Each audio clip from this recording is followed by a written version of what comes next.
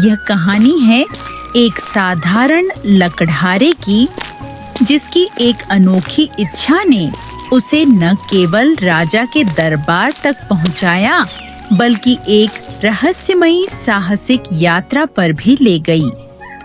आइए इस रोमांचक और रहस्यमयी कहानी में गोता लगाई। एक सर्द शाम लकड़हारा अपनी बैलगाड़ी में लकड़ियां बेचकर लौट रहा था। जंगल का रास्ता सुनसान था और हवा में एक अजीब सी सनसनी थी। आज जंगल कुछ ज्यादा ही शांत है। कहीं कोई जानवर तो नहीं? अचानक एक छाया दिखती है। लकड़हारा चौंकता है। अरे भाई डर मत, मैं एक मुसाफिर हूँ। क्या तुम मुझे गांव तक ले चलोगे? ठीक है, पर तुम अचानक कहाँ से आए? बस रास्ता भटक गया। चलो वक्त बर्बाद न करें। लकड़हारा कुछ संदेह के बावजूद मुसाफिर को अपनी बैलगाड़ी में बिठा लेता है। रास्ते में मुसाफिर अजीब अजीब कहानियां सुनाता है, जिसमें शाही सेठ जी और उनके सोने के महल का जिक्र बार बार आता है। सुना है सेठ जी का महल सिर्फ सोने का नहीं, बल्कि उसमें एक गुप्त खजाना भी छिपा है। जो उसे पाले वह राजा से भी बड़ा हो जाए। अरे ये तो कहानी लगती है। लेकिन लकड़हारे के मन में एक बीज बो दिया गया था। क्या यह सचमुच एक कहानी थी या कुछ और? लकड़हारा अपने दोस्त सुजान के घर रुकता है। रात हो चुकी थी और जंगल का रास्ता खतरनाक था। अरे भाई, रात हो गई। जंगल में जंगली जानवर हैं और सुना है कुछ लोग कहते हैं कि रात को जंगल में अजीब सी आवाजें आती हैं। आज मेरे घर ही रुक जा। आवाजें? कैसी आवाजें? कुछ कहते हैं पुराने सेठ जी की आत्मा वहां भटकती है। खैर छोड़ो, ये सब अफवाहें हैं। रात को खाना खाने के बाद दोनों दोस्त घूमने निकलते हैं। वे राजमहल के पास पहुंचते हैं, जहां भीड़ और चकाचौंध रोशनी है। महल के बाहर हजारों लोग जमा थे। पूर्णिमा की रात थी और सेठ जी सोने के फर्श पर सोने के बर्तनों में भोजन करने वाले थे। सुजान, यहाँ इतनी भीड़ क्यों? यह शाही सेठ जी का महल है। आज पूर्णिमा की रात है और वे सोने के फर्श पर भोजन करेंगे। लोग यह तमाशा देखने आए हैं। भाई, मैं भी एक बार ऐसा भोजन करना चाहता हूँ। अरे यह पागलपन है। सेठ जी कोई साधारण आदमी नहीं। चाहे जो हो, मैं यह इच्छा पूरी करूंगा। तुम मेरी मदद करो सुजान। सुजान अनमने ढंग से सहमत होता है, लेकिन लकड़हारे की जिद और उस मुसाफिर की रहस्यमयी बातें उसके दिमाग में घूम रही थीं। सुजान लकड़हारे को अपने रसोइया दोस्त के पास ले जाता है, जो सेठ जी की रसोई में काम करता है। क्या बात है सुजान, इतनी रात को? भाई, ये लकड़हारा सेठ जी के साथ भोजन करना चाहता है। क्या तुम इसे उनसे मिलवा सकते हो? यह तो अजीब इच्छा है, पर ठीक है, मैं कोशिश करूंगा। लेकिन सुनो, सेठ जी के बारे में कुछ अजीब बातें चल रही हैं। लोग कहते हैं उनके महल में एक गुप्त कमरा है, जहां कोई नहीं जा सकता। गुप्त कमरा? उसमें क्या है? कोई नहीं जानता। शायद खजाना, शायद कुछ और। चलो, मैं तुम्हें सेठ जी से मिलवाता हूँ। रसोइया उन्हें सेठ जी के पास ले जाता है। क्या लकड़हारा सिर्फ भोजन की इच्छा पूरी करेगा या उस गुप्त कमरे का रहस्य भी खुलेगा? सेठ जी भोजन के बाद अपने कक्ष में आराम कर रहे हैं। लकड़हारा और सुजान उनके सामने खड़े हैं। ये दोनों कौन हैं? क्या चाहते हैं? महाराज, यह लकड़हारा आपकी तरह सोने के बर्तनों में भोजन करना चाहता है। ये कोई साधारण इच्छा नहीं। ठीक है लकड़हारे, अगर तुम मेरे खेतों में 3 साल तक मेहनत करो तो मैं तुम्हारी इच्छा पूरी करूंगा, लेकिन मेरे महल में एक शर्त और है। कौन सी शर्त महाराज?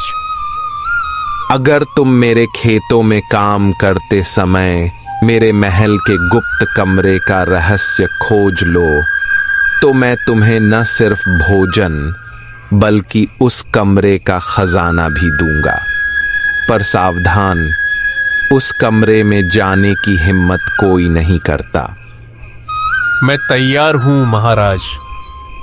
सेठ जी मन ही मन हंसता है, लेकिन वचन दे देता है। लकड़हारा खेतों में काम शुरू करता है, लेकिन गुप्त कमरे का रहस्य उसके दिमाग में घर कर जाता है। लकड़हारा दिन रात सेठ जी के खेतों में मेहनत करता है, साथ ही वह महल के गुप्त कमरे के बारे में जानकारी इकट्ठा करता है। यह लकड़हारा तो कमाल है, इतनी मेहनत। मूर्ख है, एक भोजन और खजाने के लिए अपनी जान जोखिम में डाल रहा है। सुना है वह गुप्त कमरे के बारे में पूछताछ कर रहा है। पिछले सेठ जी का भूत वहां भटकता है, ऐसा कहते हैं। एक रात लकड़हारा चुपके से महल के पास जाता है। वह एक पुरानी किताब पाता है जिसमें गुप्त कमरे का नक्शा और एक पहेली लिखी है। जो सच्चा है वही रास्ता पाएगा। यह पहेली क्या कहना चाहती है? सच्चाई शायद यही चाबी है। 3 साल बीत जाते हैं। लकड़हारा न केवल खेतों में शानदार फसल उगाता है, बल्कि गुप्त कमरे की पहेली को भी सुलझाने के करीब पहुंचता है। पूर्णिमा की रात सेठ जी का महल चांदनी में जगमगा रहा है। लकड़हारा अपनी इच्छा पूरी करने के लिए तैयार है। सेठ जी प्रणाम। महाराज, मैंने मेहनत में कोई कमी नहीं रखी। अब मैं आपकी सेवा में हाजिर हूं। शाबाश, तुम्हारी मेहनत से मुझे 3000 सोने की अशर्फियों का फायदा हुआ। आज तुम मेरे महल में भोजन करोगे और एक दिन के लिए इस महल के मालिक बनोगे। लेकिन क्या तुमने गुप्त कमरे का रहस्य सुलझाया? महाराज, आज रात में वह रहस्य खोलूंगा। सेठ जी लकड़हारे को खजाने की चाबियां सौंप देता है। रात को सोने के फर्श पर सोने के बर्तनों में भोजन सजाया जाता है। राजा और सेठ जी छिपकर यह देखने आते हैं कि लकड़हारा क्या करता है। भोजन से पहले एक भिक्षुक आता है। उसकी आंखों में भूख और रहस्यमयी चमक है। महाराज, मैं बहुत भूखा हूं, मुझे भोजन दीजिए। प्रणाम अतिथि देवता, यह भोजन आपका है। सारा भोजन भिक्षुक को दे देता है। लकड़हारा खुद पानी पीकर रह जाता है। यह देखकर राजा और सेठ जी हैरान रह जाते हैं, लेकिन भिक्षुक भोजन खाने के बाद लकड़हारे को एक पुरानी चाबी देता है। यह चाबी तुम्हारी सच्चाई की परीक्षा थी। इसे रखो, यह गुप्त कमरे का रास्ता खोलेगी। भिक्षुक गायब हो जाता है, मानो वह कोई साधारण इंसान न हो। राजा और सेठ जी प्रकट होते हैं।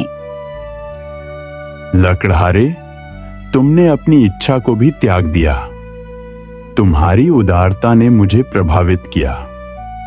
मैं तुम्हें अपने दरबार में विशेष सलाहकार बनाना चाहता हूं। अन्नदाता, यह मेरे लिए सम्मान है, लेकिन पहले मुझे गुप्त कमरे का रहस्य खोलना है। लकड़हारा उस चाबी को लेकर महल के एक सुनसान हिस्से में जाता है। लकड़हारा चाबी से एक पुराना ताला खोलता है। कमरे में एक प्राचीन संदूक है, जिसमें एक पत्र और कुछ सोने की अशर्फियां हैं। पत्र में लिखा है, सच्चाई और मेहनत ही असली खजाना है। तो असली खजाना धन नहीं, मेरी मेहनत और सच्चाई थी। लेकिन तभी कमरे में एक अजीब सी आवाज गूंजती है। लकड़हारा चौंक जाता है। क्या यह वही भूत था जिसके बारे में लोग बात करते थे? तुमने सच्चाई की परीक्षा पास कर ली। यह खजाना तुम्हारा है, लेकिन इसे दुनिया के भले के लिए इस्तेमाल करना। आवाज गायब हो जाती है। लकड़हारा खजाने को लेकर वापस लौटता है। लकड़हारा अब राजा का विशेष सलाहकार है। एक दिन राजा उसे बुलाता है। मेरे 3 सवाल हैं। ईश्वर कहाँ रहता है? ईश्वर का मुंह किस दिशा में है? और ईश्वर करता क्या है? महाराज, मुझे एक दिन का समय दीजिए। लकड़हारा सारी रात विचार करता है।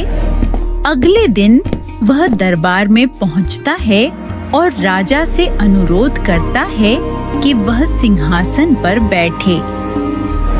महाराज, आपका पहला सवाल, ईश्वर कहाँ रहता है?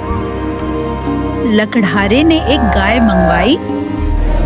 महाराज, इस गाय में दूध कहाँ है? इसके थन में।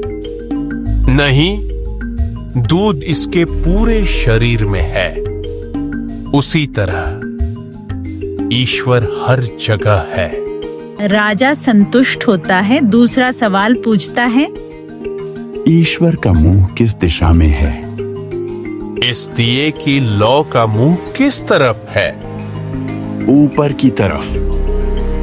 लेकिन इसका प्रकाश हर दिशा में फैलता है।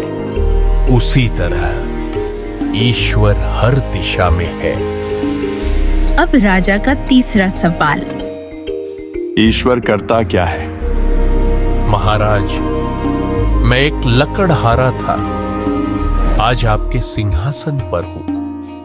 ईश्वर परिवर्तन करता है, रंग को राजा और राजा को रंग बना देता है। राजा प्रभावित होकर लकड़हारे को अपना मंत्री बना लेता है। लकड़हारा खजाने का उपयोग गरीबों की भलाई के लिए करता है। एक दिन वह उस मुसाफिर से फिर मिलता है, जो अब एक साधु के रूप में प्रकट होता है। लकड़हारे, तुमने सच्चाई और मेहनत का रास्ता चुना। यह खजाना तुम्हारा था, लेकिन तुमने इसे दुनिया के लिए खर्च किया। अब तुम असली सेठ जी हो। कहानी यहीं खत्म होती है, लेकिन सवाल रह जाता है, क्या वह मुसाफिर कोई साधारण इंसान था या ईश्वर का कोई दूत? लकड़हारा की यात्रा हमें सिखाती है कि सच्चाई, मेहनत और उदारता ही असली खजाना है। स्टोरी अच्छी लगी हो तो प्लीज लाइक एंड सब्सक्राइब।